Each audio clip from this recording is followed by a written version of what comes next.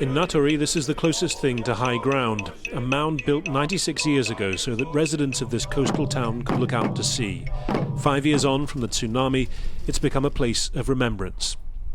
It was the aerial footage from over Natori, broadcast live, that first showed the scale of the disaster unfolding in Japan.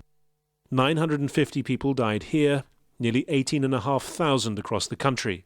All that's left of those densely packed houses are these few remaining foundation walls. The wave simply came through this neighbourhood, scrubbing it out entirely.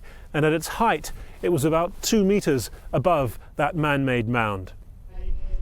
It was there at 2:46 precisely that they gathered to mark the moment the earthquake struck.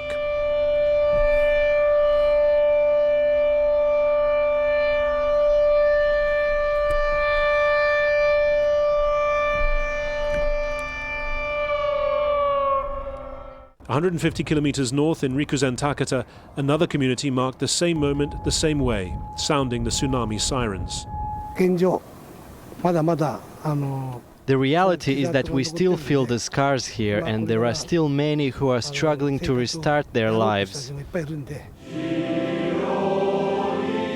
At the National Memorial in Tokyo, a similar sentiment came from Japan's emperor on behalf of those forced from their homes by the triple nuclear meltdown in Fukushima. Efforts are being made to improve the situation, but my heart aches at the thought that there are still people who cannot return home. For all the reconstruction elsewhere, and the Prime Minister is promising a revitalized 5-year effort to get it finished, large parts of the exclusion zones in Fukushima have changed little. At the plant itself, workers battle to store and treat up to 400 tons of newly contaminated water each day. Takashi Ota supplies workers as a subcontractor. He says the efforts are hampered by a shortage of people willing to do the job, even if conditions are better than what he faced in the weeks after the meltdowns. I think what I felt most was anxiety. When I got there, I thought my experience would be useful, but all the rules and values that I used to abide by became completely irrelevant. It was like a war zone, and that astonished me. In Natori, there's a slow-moving sense of renewal, higher seawalls built, sections being raised for new construction to minimize damage of future waves. But scars still remain.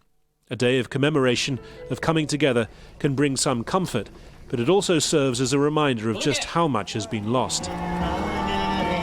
Harry Fawcett, Al Jazeera, Natori, Japan.